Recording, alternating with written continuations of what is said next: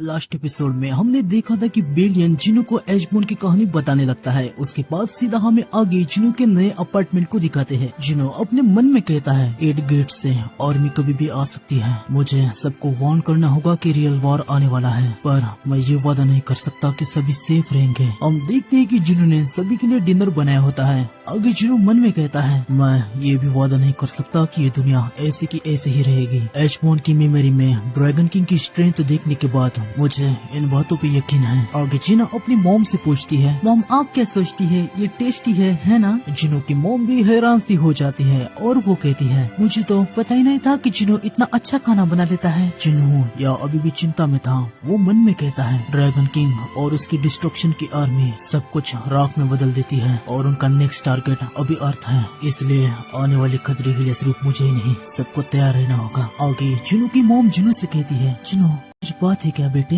जिनो उनसे कहता है अब कहना क्या चाहती है मॉम, मैं समझा नहीं। जिनो की मॉम उससे कहती है तुम्हारे पापा भी किसी डेंजरस मिशन पे जाने से पहले ऐसे ही खाना बनाते थे। वो कहते तो थे कि एक एप्पल अपने ट्री से ज्यादा दूर नहीं गिरता, लेकिन तभी जिनो अपनी मॉम से कहता है नहीं मॉम ऐसा कुछ भी नहीं है, जरा रुकिए, मुझे लगता है कि हमें मिलने के लिए कोई आया है। तभी जिन्हा कहती है पर मुझे तो डोरबेल रिंग की आवाज ही नहीं आई। जिनो दरवाजा खोलता है। हम देखते कि यहाँ पे मिस्टर यू आए होते हैं। वो जिनो से कहते हैं मिस्टर सॉन्ग मुझे माफ कर देना, मैं तुम्हें अचानक मिलने के लिए आया, क्या मुझे तुम्हारा थोड़ा सा टाइम मिल सकता है? जिनो मिस्टर यू के साथ बाहर आ जाता है। मिस्टर यू जिनो से कहते हैं मुझे लगा मैं इटर्नल्स नंबर से जाग गया क्योंकि मैं स्पेशल हूँ, पर बाद में सोचने के बाद मुझे समझ आया ऐसे चमत्कार इतने आसानी से नहीं होते, क्योंकि तुम्हारी माँ और मैं हम दोनों ही इस पूरी दुनिया में इटर्नल्स नंबर से जागे हैं। मुझे शक हो गया था कि तुम ही मेरे रिकवरी के पीछे हो, तो बताओ तुमने मेरी हेल्प क्यों की? जिनो मिस्टर यू को बताता है क्योंकि आप मुझे भरोसे के लायक लगे। अगर आप कोई ऐसे होते जो खुद के लिए कुछ भी पाने के लिए कुछ भी कर सकते थे तो मैं आपको बचाने का रिस्क नहीं लेता। ये सुन के मिस्टर यू कहते हैं तो तुम ये कह रहे हो कि ये सब तुमने इसलिए किया क्योंकि मैंने जिनो का यूज नहीं किया? जिनो कहता है हाँ आपने बिल्कुल सही कहा, आप एक अच्छे इंसान हो। मिस्टर यू जिनो से कहते हैं मिस्टर संग मुझे समझ नहीं आ रहा कि मैं आपको कैसे शुक्रिया करूं, प्लीज मुझे बताओ कि मैं तुम्हारे लिए क्या कर सकता हूं, अगर कुछ भी ऐसा हो तो बताओ। जिनो कहता है सच बताओ तो आपको मेरे लिए कुछ भी करने की जरूरत नहीं है, लेकिन अगर मुझे कुछ हो जाए तो क्या आप मेरी फैमिली को देखेंगे? मिस्टर यू कहते हैं बस यही है जो तुम चाहते हो, बिल्कुल मैं अकेला ये संभाल लूंगा। आगे हम जिनचुल को देखते हैं जो जिनो को चाइना के शंघाई में अपीयर हुए गेट के बारे में दिखा रहा होता है। वो जिनो से कहता है ये उन 8 बड़े गेट में से है जो दुनिया में लगातार अपीयर हुए हैं। मिस्टर संग क्या ये गेट भी? तभी जिनो कहता है नहीं। जिनचुल कहता है तो ये आपके आर्मी के पार्ट नहीं है? जिनो कहता है नहीं वो हमारे एनिमीज हैं। मिस्टर वू क्या आप मुझ पे विश्वास रखते हैं? जिनो के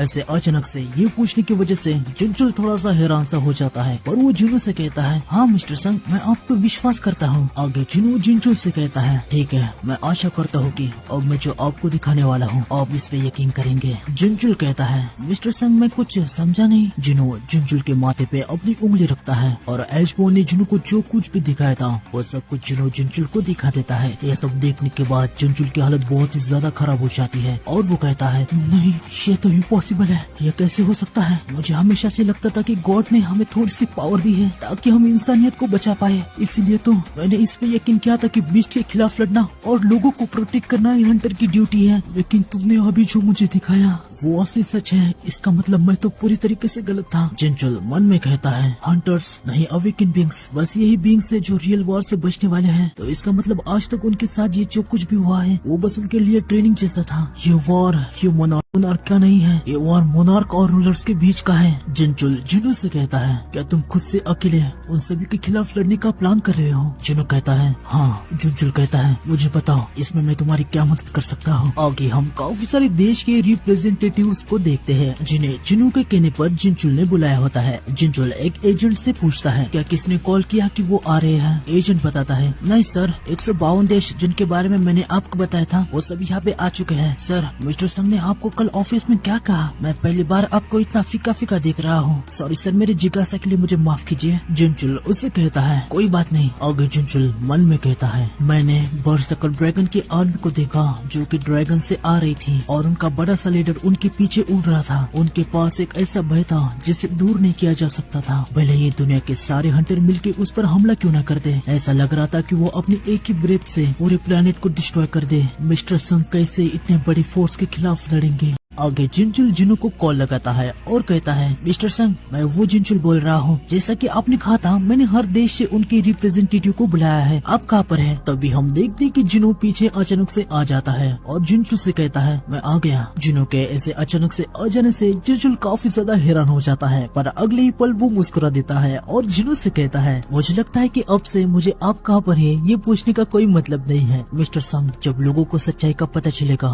तो सब कुछ तहस नहस हो जाएगा। वास्तविकता में कुछ देश तो ऐसे हैं जो इस केओस को संभाल तक नहीं पाएंगे। जिनो उनसे कहता है हाँ, इसके बारे में मुझे पता है। जुनचुल कहता है लेकिन तुम सचमुच मानती हो कि ये सही कदम है? जिनो कहता है आज ये दुनिया असली सच के बारे में जान जाएगी। आगे हम कॉन्फ्रेंस में देखते हैं ब्रेनन कहता है क्या सभा है? फिर वो मन में कहता है प्रेसिडेंट, प्राइम मिनिस्टर, यहाँ तक हंटर एसोसिएशन के चेयरमैन, हर कोई दबाव को महसूस कर रहा है। अब संग जुनो मंच पे है। ये बहुत अच्छा होगा कि अगर वो सभी को बता सके कि सब कुछ लास्ट टाइम की तरह ही समाप्त होगा। लेकिन अगर उसने इसके उल्टा कह दिया तो हम देखते कि जुनू मंच पे आगे होता है और वो सभी से कहता है ये समस्या हमारे सभी के लिए मुश्किल होने वाली है। ये ऐसी फाइट है जिसे कोई भी इग्नोर नहीं कर सकता। तुम कुछ करो, उससे पहले वो आएंगे और पलक झपकते ही सब कुछ तबाह कर देंगे। तभी एक अरबी मेंबर कहता है क्या तुम सच में उम्मीद कर रहे हो कि तुम जो कह रहे हो इस पे हम यकीन करेंगे? यकीनन नेशनल लेवल के हंटर उनको रोक सकते हैं। जुनू उससे कहता है वहाँ 100 से भी ऐसे बीस्ट होंगे जो कामिश से कई गुना स्ट्रॉन्ग है। वही कामिश जिसने दुनिया के इतिहास में सबसे बड़ी तबाही लाई थी। तो नहीं, यहाँ तो कोई भी नेशनल लेवल हंटर भी उन्हें नहीं रोक सकता। जुनू की बातें सुन के सभी लोग कहते हैं हमें कोई प्रूफ दिखाओ। जब तक तुम नहीं दिखाओगे तब तक हम तुम्हारी किसी भी बात पे यकीन नहीं करेंगे। जुनू अपने हाथ को उठाता है और अपने पीछे कई सारे गेट को ओपन करता है। यह देख के सभी लोग काफी ज्यादा हैरान हो जाते हैं और वो कहते हैं ये कैसे पॉसिबल है? वो तो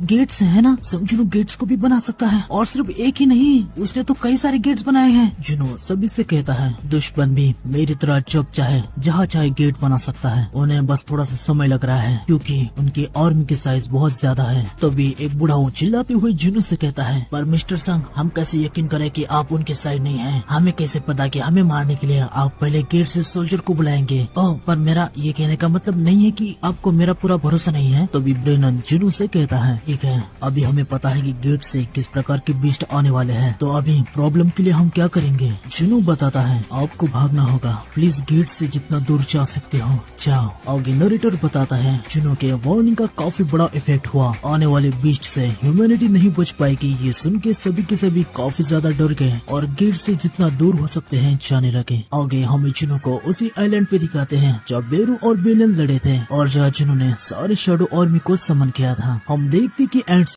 ने यहाँ पे काफी बड़ा महल बना के रखा है। उसे देख के जुनू काफी ज्यादा हैरान सा हो जाता है। जुनू बेरू से कहता है बेरू सामने आओ। बेरू सामने आ जाता है और वो जुनू से कहता है हाँ मेरे किंग बताइए। जुनू बेरू से कहता है अपना सर जमीन पे लगाओ। तुम इसे छोटा कर कहते हो, चलो साइज की कोई बात नहीं, लेकिन क्या इसे घर भी कहा जा सकता है? बेरू जुनू से कहता है मेरे किंग, मुझे लगा कि हम आपके लिए इतना तो कर ही सकते हैं। जुनू महल के ऊपर के फ्लैग को देखता है और बेरू से कहता है तुमने ये ऊपर फ्लैग क्यों लगाया है? तभी हम देखते कि बेलियन अपना सर जमीन पे लगा देता है। इससे जुनू समझ जाता है कि वो बेलियन ने किया है। जुनू बेलियन से कहता है अच्छा, तो वो फ्लैग लगाने का आइडिया तुम्हारा था। बेलियन, आर्मी को क्या होगा अगर वो अपने मोनार्क को खो दे, क्योंकि तुम ग्रैंड मार्शल हो। अगर मैं मर जाऊंगा तो क्या तुम सबको संभाल लोगे? बेलियन जुनू से कहता है हमारी जिंदगी आपके हाथों में है मेरे किंग। अगर आप गुजर जाएंगे तो हम भी नथिंगनेस में वापस चले जाएंगे। जुनू मन में कहता है शैडो आर्मी की सबसे बड़ी ताकत उनकी वफादारी है, इसलिए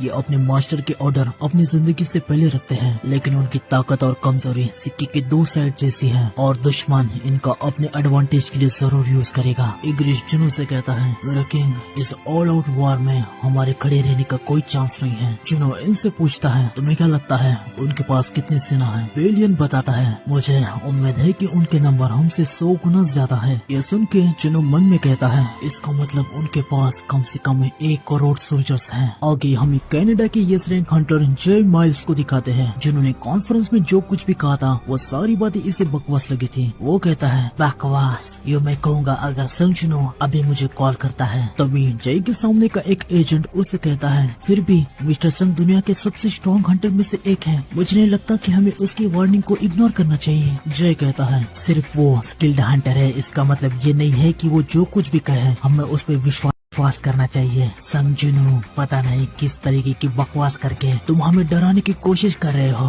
पर तुमने मुझे जरा सा भी नहीं डराया। हम देखते हैं कि जुनचुल ये सारी बातें जुनू को दिखा रहा होता है। आगे जुनचुल कहता है कनाडा के हंटर जे मिल के साथ खड़े हैं, इसके ऊपर से कुछ देश जिनके पास बहुत ही ज्यादा स्ट्रॉन्ग हंटर है जैसे इंडिया, वो भी अपनी खुद की रेड की तैयारी कर रहे हैं। मिस्टर संग अब आप क्या करने जा रहे हैं? जुनो जुनचुल से कहता है शुरुआत करने के लिए मैं जाना चाहूँगा। जुनो मन में कहता है एक साथ सारे 8 आर्मी से सामना करना मेरे लिए इम्पॉसिबल है, इसलिए मुझे कोरिया के सबसे पास जो गेट है उससे छुटकारा पाना होगा ताकि मैं अपनी फैमिली को प्रोटेक्ट कर पाऊँ। उसके बाद मैं दूसरे मोनार्क को देख लूंगा। जितना लंबा वॉर चलेगा उतना हमारे जीतने के चांसेस होंगे। आगे हम देखते कि जुनू चाइना आ जाता है। जुनू के सामने लियो उसको वेलकम करने के लिए आया था। जुनू लियो से कहता है मुझे तो कहा गया था कि गवर्नमेंट के ऑफिशियल्स मुझे वेलकम करने के लिए आ रहे हैं, पर मैंने उम्मीद नहीं की थी कि मिस्टर लियो मैं आपको यहाँ पे देखूंगा। लियो जुनू से कहता है मैंने देखा कि वो घटिया चालें चल रहे हैं, इसलिए मैंने डिसाइड किया कि मैं खुद आपको यहाँ वेलकम करने के लिए आऊँ। चलिए इस रास्ते से आइए। जुनू गेट की तरफ देखता है और कहता है तो गेट को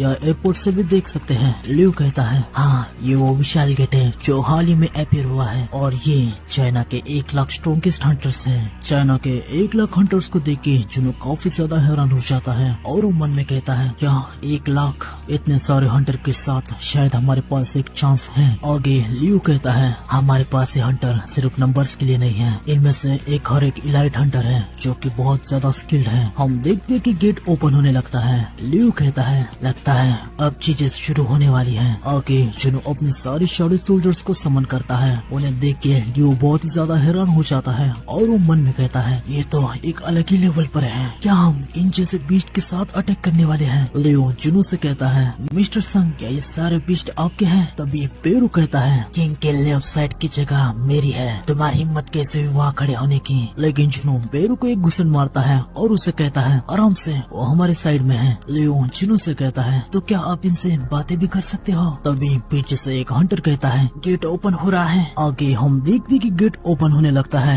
जुनू गेट की तरफ देखते हुए मन में कहता है ये अब शुरू होता है। तभी बेलियन कहता है अजीब है, मुझे किसी की भी प्रेजेंस सेंस नहीं हो रही। जुनू कहता है क्या ऐसा कैसे हो सकता है? दूसरे गेट का क्या सीन है? बेलियन कहता है दूसरे सोल्जर्स को सुन के मुझे पता चला है कि सभी जगह यही सिचुएशन है। ये सुन के जुनू बहुत ज्यादा हैरान हो जाता है और वो मन में कहता है क्या इसका मतलब ये तो नहीं कि सारे गेट्स खाली है? रुको, मैं गलत था, मुझे लगा था कि मोनार्क ने अपनी आर्मी को बांट दिया है ताकि वो गेट से दुनिया भर में फैल सके, लेकिन उन्होंने अपने सारी आर्मी को उस गेट में भेज दिया होगा जो मुझसे सबसे दूर हो। आगे हम कनाडा के गेट को देखते हैं, वहाँ भी गेट ओपन होने लगता है।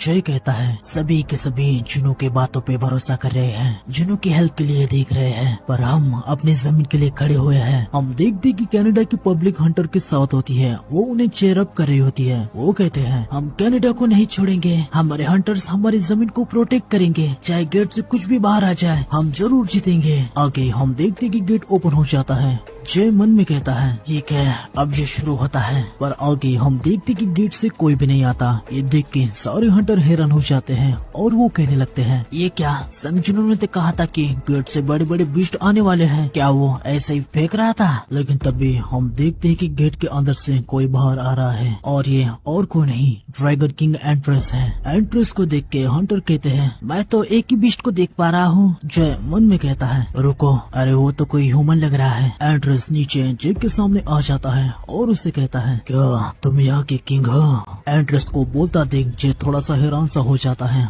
और वो कहता है ये हमारी भाषा तक बोल सकता है। तभी पीछे का एक हंटर कहता है इसमें हैरान होने वाली कोई बात नहीं है, यूनिक अल्फाबेट का यूज करके बीस्ट अपने लिए आर्मर बनाने के कैपेबल है और वो अपने क्लास के हिसाब से अपनी सोसाइटी भी बना लेते हैं। दूसरे शब्दों में कहूँ तो वो ह्यूमन जैसे ही इंटेलिजेंट हो सकते हैं, बस अब तक वो हमसे बात नहीं किए हैं, तो एक बीस्ट ह्यूमन की भाषा सीख रहा है। है और बोल रहा है ये बिल्कुल भी अजीब नहीं है। ये सुन के जय कहता है अच्छा तो क्या बीस्ट और ह्यूमन एक दूसरे से बात कर सकते हैं? जय मन में कहता है हाँ बिल्कुल, मुझे इसके बारे में पहले से ही पता था। इसी तरीके से संजुनो पहले वाले गेट से सोल्जर्स को रिक्रूट कर पाया जिससे अभी इसने हमसे बातें की। अगर मैं कहूँ कि मैं किंग हूँ तो क्या ये मेरे ऑर्डर्स मानेगा? क्या ये इसी तरीके से काम करता है? जय एंड्रेस से कहता है तो अगर मैं किंग हूँ तो क्या? एंड्रेस कहता है लगता है वो यहाँ पे नहीं है। जुनो चाइना में एक एजेंट से पूछता है कनाडा में क्या हो रहा है, क्या हम इसके बारे में कुछ भी किसी तरीके से जान नहीं सकते? एजेंट जुनो से कहता है मिस्टर संग बस एक पल रुकिए। जुनो मन में कहता है रुको,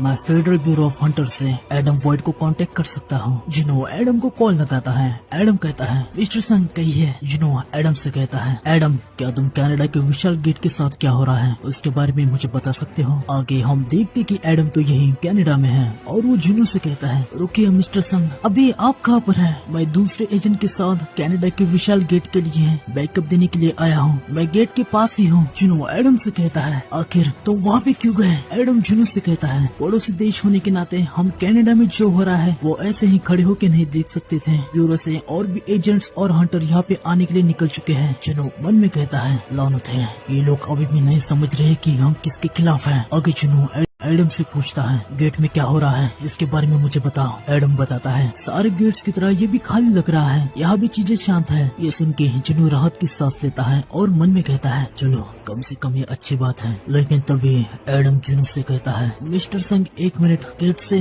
अभी अभी कोई आया है, क्या ये कोई ह्यूमन है? एक ह्यूमन गेट से बाहर आया है। ये सुन के जुनू बहुत ही ज्यादा पैनिक कर जाता है और वो मन में कहता है क्या एक ह्यूमन? जुनू तुरंत एडम से कहता है एडम वहाँ से भागो, कार में जाओ या कुछ भी करो, जितना जल्दी हो सकता है उतना जल्दी वहाँ से भाग जाओ। आगे हम देखते कि सामने वाले जितने भी हंटर थे वो सब जल के राख हो जाते हैं। ये देख के एडम जुनू से कहता है तो टॉप लेवल के हंटर जो सामने खड़े थे वो सभी राख में बदल गए। जुनू चिल्लाते हुए एडम से कहता है एडम अभी भी तुम्हारे पास भागने का मौका है, जल्दी से प्लीज वहाँ से निकल जाओ। एडम जुनू से कहता है वहाँ आसमान में अनगिनत ड्रैगन और बीस्ट उतर रहे हैं, हर तरह के बीस्ट गेट से आ रहे हैं, ये कैसे पॉसिबल हो सकता है? जुनू मन में कहता है एडम को बचाने के लिए अब मैं बस एक ही चीज कर सकता हूँ, अगर मैं एडम के अंदर प्लांट की हुई शैडो को कंट्रोल करूँ। आगे हम देखते कि जुनू एडम के अंदर प्लांट की हुई अपनी हाई आर्क की शैडो को निकालता है। हाई आर्क शैडो एडम का हाथ पकड़ लेता है। एडम इससे थोड़ा सा डर सा जाता है। शैडो एडम से कहता है अभी हम टेलीपोर्ट होने वाले हैं। तभी हम देखते कि एंड्रेस वहाँ पे आ जाता है और वो शैडो से कहता है तुम कहाँ जाने की सोच रहे हो?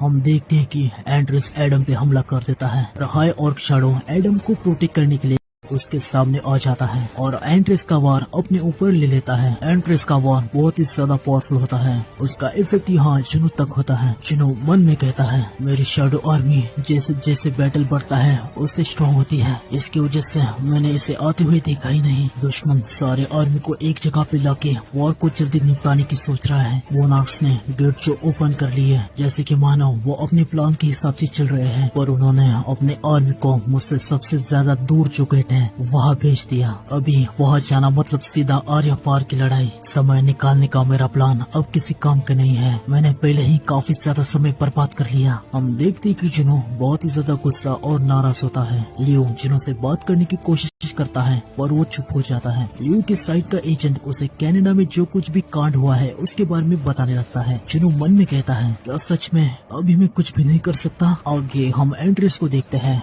उसने चारों तरफ तबाही मचा के रखी हुई थी। वो कहता है मैं इन लिविंग क्रिएचर की दिल की धड़कन सुन पा रहा हूँ और उनके चीखे भी, उनके मौत की आवाज है, ये मेरे कानों के लिए संगीत है। पलक झपकते ही सब कुछ तबाह करने के लिए अब हम तैयार हैं, यही हमारा एकमात्र मिशन